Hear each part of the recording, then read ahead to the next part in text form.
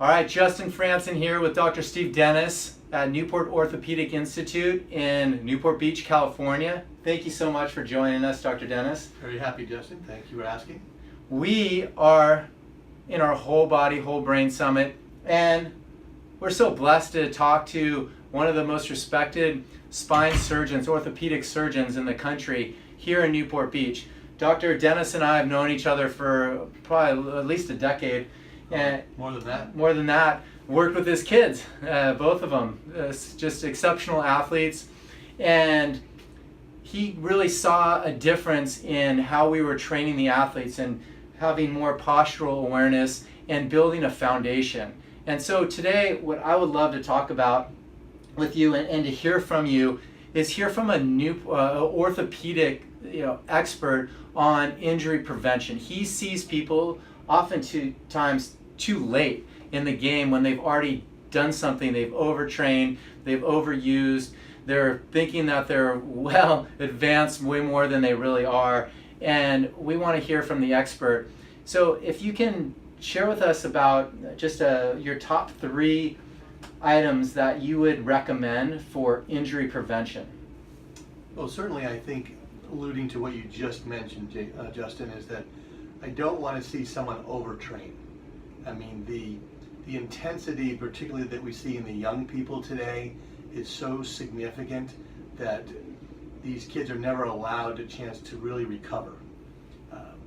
Most young people, particularly if we're talking even probably up to mid-20s, have never had a chance for the muscles to fully develop when they get into the sport they really are committed to the point that their muscles are tight, they're never properly stretched out, they've never really been able to assume the full length that they should have. And then in that being said, getting to someone like yourself, now you have to correct one problem before you can actually improve the process and their abilities, because they're limited in the function.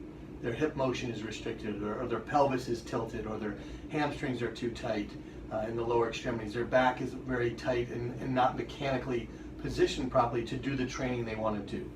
I mean, the same thing certainly in the throwing athlete who throws over and over and over again, right, which is not good for the developing arm and the growth plates and the soft tissues. They just overuse, and that's why we have so many injuries. So other than that, I mean, besides the overtraining, I would say that it's really important that they need to be a lot more flexible than they ever think they need to be. Young ladies tend to be a little bit more attuned to the yoga aspect or the gymnastics or the something to keep the muscles more lively. Guys want them to be big and powerful.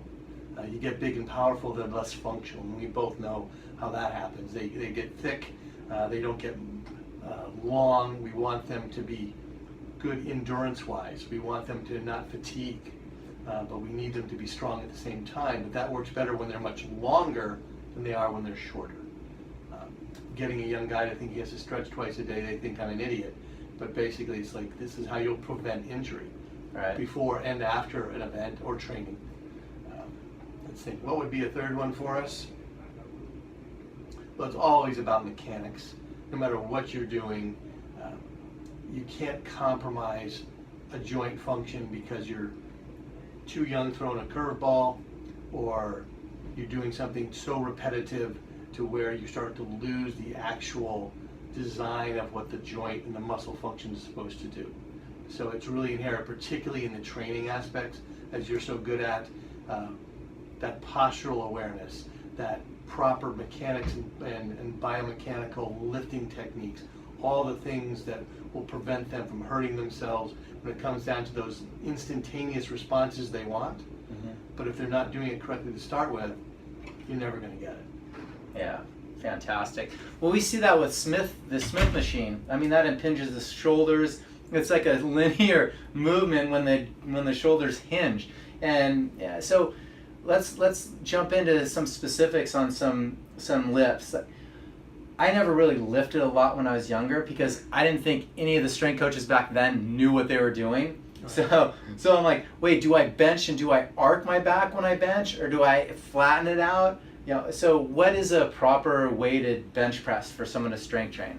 Well, I think again we're going to talk a little bit about the specific sport we're training for and the age of the individual. I mean, I think in these younger guys, particularly as they still have developing bones and muscles, that I want lighter weights. I want never more than 60% of maximum. I want to make sure that their posture is neutral. So just like you should, I don't want a big arch into their lumbar spine. I want them to be not necessarily flat. My little technique is to tell them to take a towel, fold the towel, put it underneath their low back, and they should pull their back down until they can feel the towel and stop right there. So they're staying neutral, which keeps their head with their shoulders with their trunk. And then lighter weights and slow concentric motions, not quick, jerky. It has to be very carefully done. And again, technique, where that arms are, not too high, that impingement problem when everybody gets the hand too high or do the inclined benches. They can do an awful lot of things to hurt themselves in the name of looking good. Awesome. Now let's talk a little bit about the facets and back extension. You see these girls, the young gymnasts, really having amazing extensor flexibility, whereas a lot of the guys are more limited, but I still see them. Like we still see, Jordy Smith, one of my former athletes, pro surfer, just had amazing back extension. So he could do so many more dynamic maneuvers and flips and rotation, rodeos, what they call it, just by how pliable and flexible he was. Right. Let's talk about that in relation to training. Well, I certainly think that some of the flexibility is inherent and is genetic. Right. I've never been able to find anything in the literature that tells me why one person is more flexible than another, but you certainly see it runs in families. Right. And some of these younger kids will truly amaze you, as you say, that they can go back and put their hands on the ground backwards. I mean, I'm lucky if I can look backwards. That being said, it's a slow, concentric flexibility training for the hip flexors and hamstrings to be in balance. I'm not a big fan in the young ones do all the repetitive extensions. That's where the risk of a stress fracture is highest, particularly anything under a load. So these kids that want to go backwards and really kick up multiple times, if you look at the number one cause of stress fractures in the lumbar spine, it's gymnastics. Wow. And so looks great when they do it, but how many have done it over the years and don't make that elite level because they've hurt themselves? Probably never have that data because nobody wants to give it to us. But there's a reason why gymnastics restricted the number of hours officially they can practice per week. Wow. Wow. Now let's talk about some of the other major injuries that you see coming in here. Is it going to be more from some of the Olympic lifting where there are improper posture on lifts, or are you seeing more from a sports side? Well, I don't see that many lifters here. I actually have a couple people who work in this office who are Olympic level power lifters in their age group. Wow. They're very, very strict in their mechanics. Obviously, to get to that level, you have to be. Right. What we're seeing mostly is the overuse injury in the young, developing athlete who is talented, who is gifted, who has potential to play at a higher level, but is being pushed to play at that level a little too young. And the repetitive nature of it, where they will take batting practice for hours on end, or they'll go to the weight room way too much, or they're doing anything on a repetitive nature that doesn't break up their routine and their exercise program. Awesome. Well, we were chatting a little bit before we started filming. Can you share again with us on the timing of that development? Like, when does a man really own their power and come into their true strength? Well, if you look at the actual development in males, their growth plates don't usually close until right around 19. So that's just the bone stopping growing on an average basis. Certainly some are younger, some are older. But what happens after that is that's when the muscles start to develop. So we really expect a male to be at a maximal power to weight ratio, strength, flexibility, somewhere late 20s to early 30s. And that's when you look at your truly elite athletes where they peak out. They're 28, they're 29, they're 30. They're big, they're strong, they've been trained properly, they know how to rest properly, and they've had muscles that got thicker as well as longer. And that's kind of where you see it. And so to expect a 16-year-old to play like a 29-year-old is pretty much insane. Yeah. Now, this is the Whole Body, Whole Brain Summit. So you know how big I am on balance and ambidexterity and getting the whole body as equal as possible. Can you share us your insight on that as well?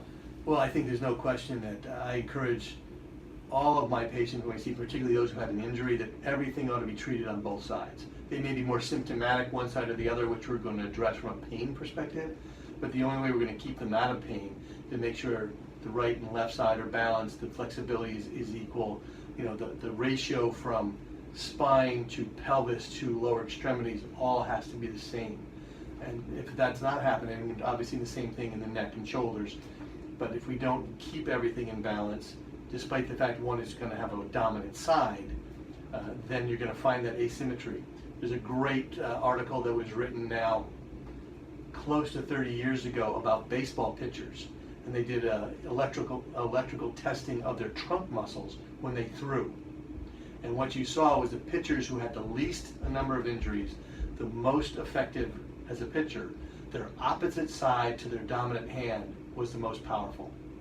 So that when they were up and balanced on one hand, if they're right-handed, that left side of their trunk was a rock.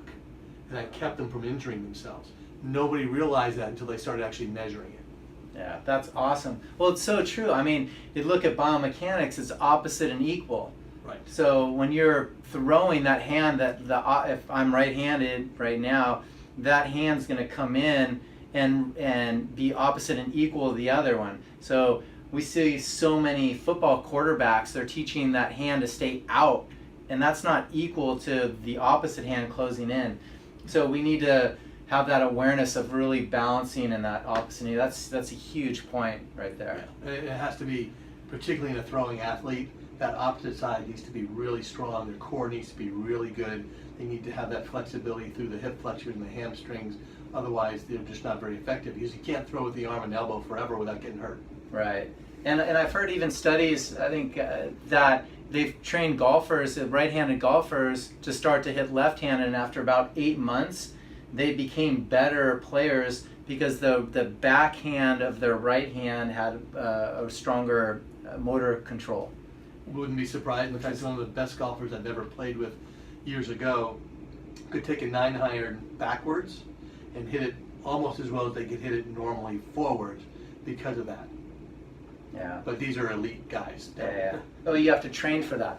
Now, I mean, how important is, if you're taking reps, basically batting or playing tennis, or actually, well, with tennis you probably have a two-handed backhand, but golf I think is another one. Even serving, hitting a ball. How important is it to start to take reps going the other direction?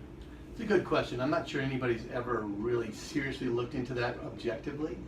You know, certainly with those people who are so one-sided dominant, tennis player as you mentioned, I mean, almost impossible for a tennis player who can hit 100 miles an hour with their right hand to do it on their left hand. They probably can't even get the racket on the ball very carefully with single-handedly.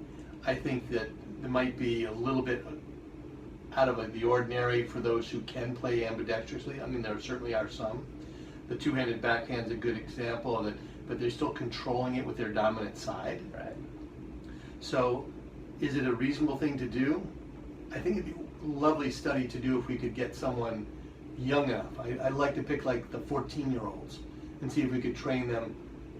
They'd probably think we're crazy, but it'd be an interesting thing to see how well over the course of, say, 8 to 12 weeks, that their other game improved because now they were more aware what the other side was doing. Yeah, I mean, I love doing that. That's what we've done, I think, a lot in our trainings, is just to make sure that they have the coordination develop and balance the strength out on each side as well. Right. Yeah. Oh, it's absolutely true. And it'll help out. So that's more about the whole body and the whole brain. Now let's talk a little bit on nutrition for the spine. I mean, you're a spine surgeon. Like, what should we be eating to feed our bones and to allow us to really maintain that strength? Well, the challenge in the spine is that the only time that the actual shock absorbing part of the spine is growing is when the human is growing. So once you hit puberty, it basically stops. So the idea between the time you start really becoming active, whether it's exercise or sports, you need to really just eat healthy. You want to hydrate well, a well-balanced meal.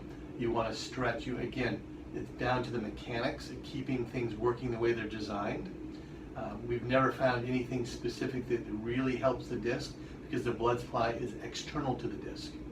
So only while that time is it internally affected is when you're truly growing.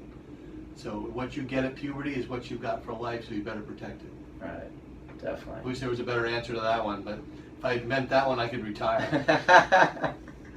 Oh, well, he's literally one of the most respected spine surgeons in Orange County, and so we're so blessed to really hear from you. Thank you so much. Absolutely. Anything else on that comes to mind on the whole body, whole brain, and injury prevention that you'd like to share? I think the only thing is when we get back to the athletes that we were discussing is that really you don't push them to past their limit. No one becomes a professional at 14 very often. There are a few gifted ones in certain sports, but anytime that you expect a teenager to truly compete with an adult, male or female, it's going to be a challenge. Let them be a kid a little bit, it's okay.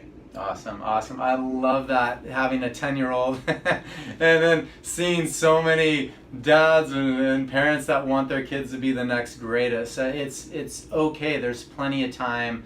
We can start to train coordination and flexibility and postures and whole brain training to get them to allow their bodies to catch up to where they're going to go ultimately once they grow into it and mature. So that's awesome wisdom. Thank you so much, Dr. Dennis. You're welcome. Appreciate it. And you remember, I mean, even if they never become an elite athlete, all the things you just described will help them in life in general. Yeah, definitely. Very, Always a very plus. true. You guys, one of the most aware orthopedic surgeons in Orange County. This guy doesn't just cut on anyone. He has a whole preventative protocol, and that's why he's on our summit. Thank you so much, Dr. Dennis. You're very welcome, Justin. Happy to be here. Dr. Dennis, Newport Orthopedic Institute. Thank you for going beyond with us. Thank you very much. Have a good night.